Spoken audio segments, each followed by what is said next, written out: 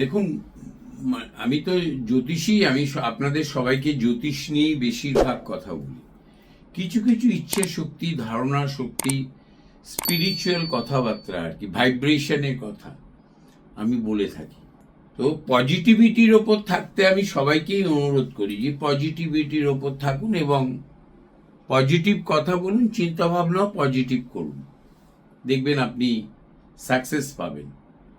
তো আজ আপনাদের কাছে অনেকের অনুরোধ ছিল, আমার কাছে অনেকের অনুরোধ যে দাদা রাহু বুধ নিয়ে অনেক কথা বলেছো, আজকে একটা রাহু বুধ নিয়েও বলবো। আমি রাহু মঙ্গল নিয়ে এমনি বড় করে কোনো ভিডিও দিয়েছো, তাতে রাহু মঙ্গলের ক্যারেক্টার সম্বন্ধে কিছু বলেছো।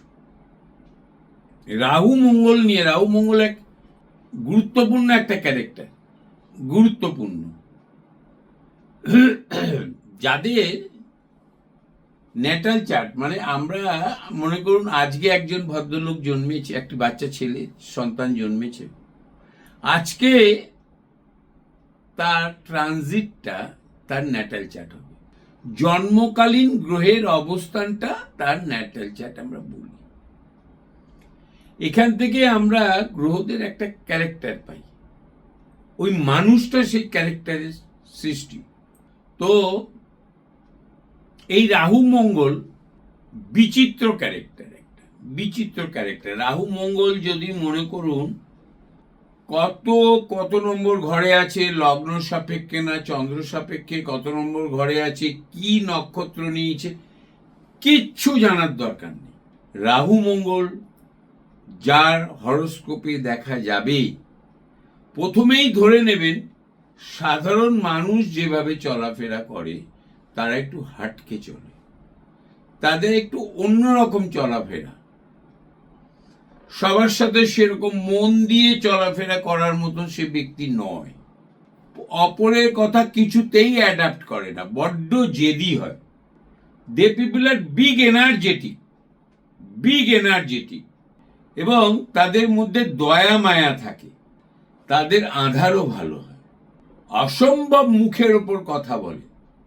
এটা যদি নক্ষত্র প্রাপ্তি হয় শনি এবং শনি দৃষ্ট হয় এবং ওখানেই যদি চন্দ্র থাকে সে মঙ্গলের নক্ষত্র পায়, বা শনি যদি মঙ্গলের নক্ষত্র পায়, তাহলে সে অসম্ভবভাবে একরোখা হয়, জেদি হয়, মুখের উপর সোজা সাপটা কথা বলে, মিথ্যেরও আশ্রয় নেয়, একাধিক বৈবাহিক যোগ হয়, স্ত্রী মারাও যেতে পারে, স্ত্রী থাকলে স্বামী মারাও যেতে পারে, এরা কোনোদিন চাকরি বিশেষ করতে পারে না, কারোর অধীনে কোনো কাজ করতে পারে না।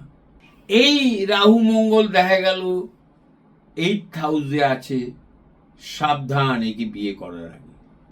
সে মঙ্গলের নক্ষত্রে, বৃহস্পতির নক্ষত্রে, এবং সে যদি শনির নক্ষত্র দুজনেই পেয়ে থাকে বা আলাদা আলাদা নক্ষত্র পায়, কেউ শনির পেল কেউ বুধের পেল, পাগলামো করতে পারে। শনি যদি বুধের নক্ষত্র পায়, রাহু যদি মঙ্গলের নক্ষত্র পায়, পাগলামো করতে পারে।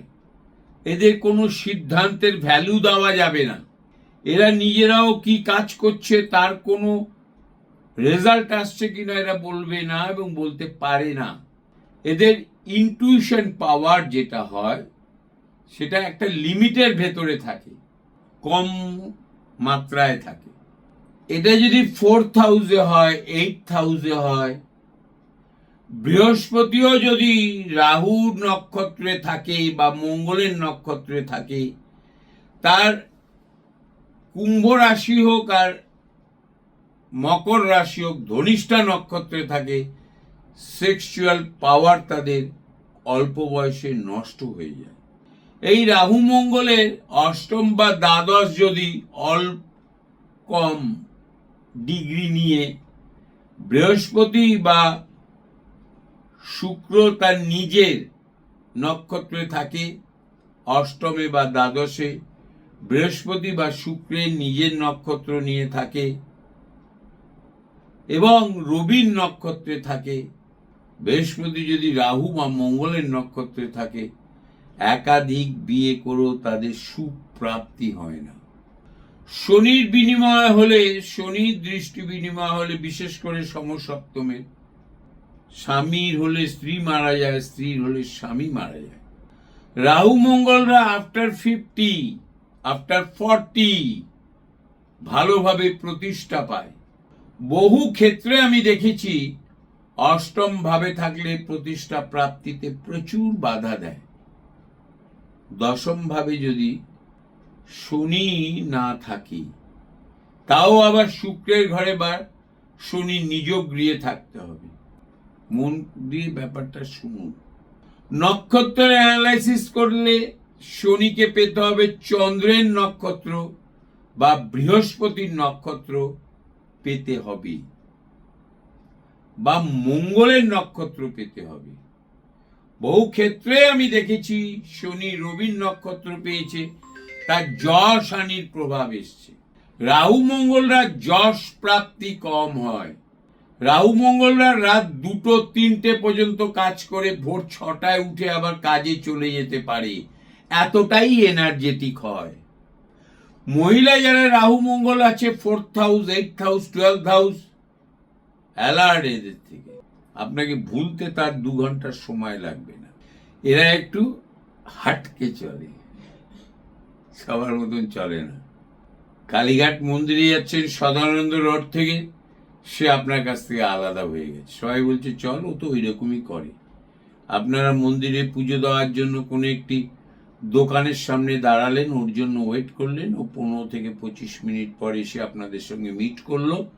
ও এদিক ওদিক ঘুরে নানান কিছু দেখে ঝালমুড়ি খেয়ে আপনাদের কাছে এলো। এরা কখনোই লেজি হয় না, আরাম প্রিয় হয়। মৃত্যুও এদের অনেক দেরিতে হয়। যুবরাজ যমরাজের ছেলেও এদের ভয় পায়। সবাই ভালো থাকবেন, নমস্কার।